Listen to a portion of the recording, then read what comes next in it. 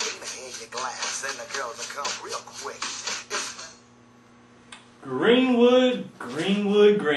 We are back and better than ever. I'm your sports host and sports editor, Johnathan L. Graves, and I'm joined in studio by the ever Carolina Spikes wearing Mark Davis. Mark's got a kind of a new attire on today. He's kind of, I don't know, he looks a little bit younger now. I don't know. Looks like he's been using some of that facial cream. Playoffs? Let's talk about playoffs? You kidding me? Playoffs? Yeah, Mark. I hope we can win a game. Mark, we're going to get into the playoffs. As soon as I was just trying to give you an introduction. You don't have to start crying or anything. I know you want to play to win and all, but, just keep it cool. Anyway, like Mark was saying, we're going to be talking to you about the playoffs today, and we're just going to keep it rolling here. First, we want to talk about Saturday's games. We're going to throw out those weekend games for you. And also, we're going to talk to you a little bit about what's coming up in the brackets for this upcoming week. We're going to give you a couple of picks, some of my picks. Mark might throw in a couple of his picks later on if he's feeling up to it. He's still kind of frowning a little bit. Looks kind of, I don't know, he's just not looking himself today. I don't know, can we get a zoom on him? I mean, he looks kind of, I don't know, his jeans look a little raggedy today, and he just looks kind of upset for some reason. Anyway, we're going to let Mark stay over there, could be in his own kind of world today, keep his own space, keep his distance. Anyway, first, let's get into these games from last Saturday, seriously. Softball, we had 96 taking on Indiana at home. That was a great game. Kelsey Murray and Christian Campbell got into one of those pitching games for the ages. Indiana ended up winning in 9 innings. I learned over the course of that game that in the 9th inning they have a tiebreaker rule in softball where they start adding runners, and they actually put a runner on second base. And that's what kind of helped Indiana win that game. I'm not a big fan of that rule. I didn't even know it was in existence. But anyway, Indiana won that game 4-1. Like I said, Christian Campbell for Indiana pitched a great game, pitched the full 9 innings. But not to take anything away from Kelsey Murray, who also pitched a heck of a game for the Wildcats. She went 9 innings. I think she struck out about 10 batters. She had her fastball going. The breaking pitch was just awesome. I don't think those Warrior hitters were going to touch her if they would have got that runner on second. I don't see how anybody was really going to score in that game. 96 will now move into that losers bracket, and they'll be facing the winner of the Fox Creek Whitmire game, and that game is going to be played tonight, hopefully. Moving on, we also had Dixie. They took out Buford 4-3 at home. Dixie's doing a good job in that district right now, District 1. They had a winning hit. I'm not sure who the hitter was. I didn't attend that game, but you can find that out on our site. Our own president, Patrick Moore, he went to that game, did a video for us. He did a great job at that game. So hopefully you can click over there and find out some of what Dixie did at that Buford game. I think Kat Moster, she had another great game for the Hornets. The Hornets are now going to wait it out and see who they're going to face here. They're going to either face the winner of that Buford game. Moving on, we had Saluda. They took out Woodruff in Class 2A. It was a great game for Saluda, 11-0.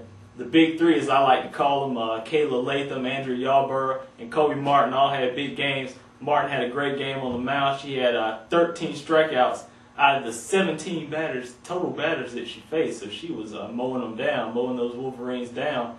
Also, she had 3 up, 3 down strikeouts in terms of striking out the side, striking out those Wolverine hitters, in 3 out of the 5 innings that they played. So she was on point. Also, Andrew Yarborough had a great game. She had an inside-the-park home run, went 2 for 3 with a double, also drove in 4 RBIs. Kayla Latham went 1 for 2. Macy Kelly went 1 for 2. So Saluda will now get a rematch with Andrew Jackson in the losers bracket of that district right there. Moving on, Ware Shoals took out Williston Elko. That was in softball. Ware Shoals will now move on to get a rematch, I think, against Southside Christian. That should be a great contest for the Hornets. The Lady Hornets aren't going to be at home in that game. They're going to be on the road. We'll see how that turns out. Abbeville also had a great game, Abbeville softball. They had another low-scoring playoff game. Abbeville took out Central 2-1 on Saturday at Central. Heather Ritchie had a bit of a controversial play in that game. Ritchie came into home in the bottom of the 9th inning, and instead of sliding it, what I'm hearing is that she took out the catcher and the umpire actually threw her out of the game. After she had been thrown out of the game, after Abbeville had come back and scored that winning run, Jen Durham came on the mound in the bottom of the ninth to get that win against Central. But now the question is, will Richie be able to pitch in the Panthers' next game on Wednesday? So that should be interesting. Stay up to date with our site, and we'll keep you posted on that controversy as more information becomes available. Hopefully Richie will be able to pitch in that game. I think she had 14 strikeouts against Central, so that was a good game for her. Let's move into a little bit of baseball now. I think we covered all the softball teams from our area that played this weekend. Moving on to that baseball, Emerald took out Eau Claire in a loser's bracket game, a game they had to have, 12-0.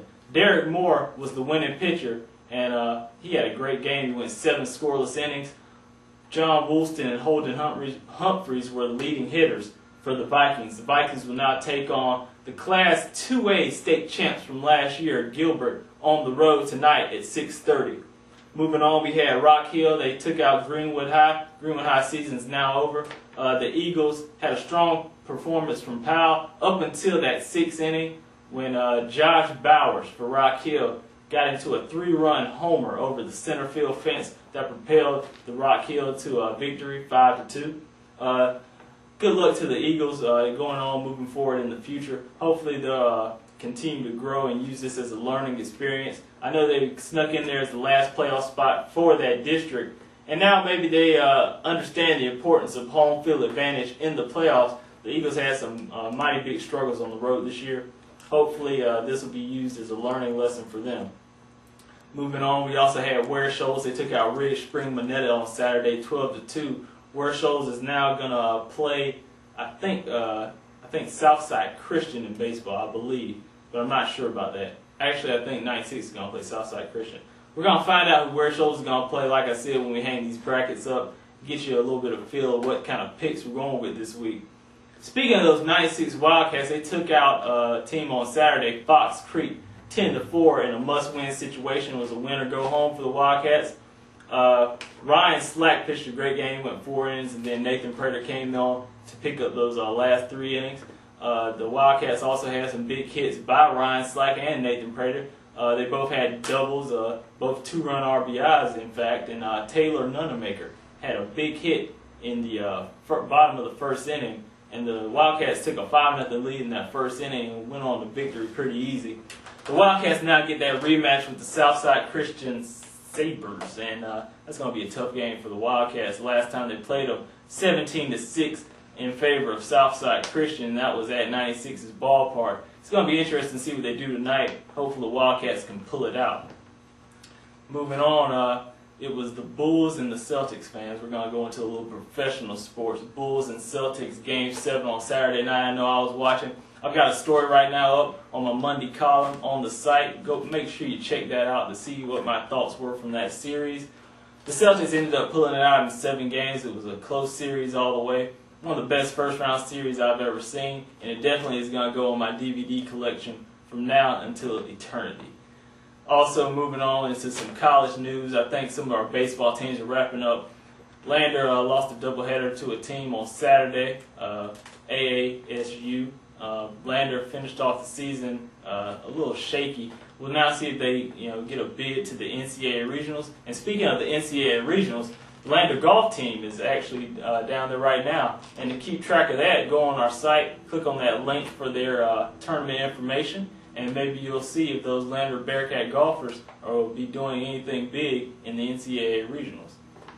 Well, we've gone through all the news from this past weekend, some of the professional and college news. We've also broken down the high school softball and high school baseball. Mark, what did you I had to come back to you. What did you really think about the playoffs this weekend? Give me sort of your opinion of it. Playoffs? Don't talk about playoffs. You kidding me? Playoffs? I just hope we can win a game.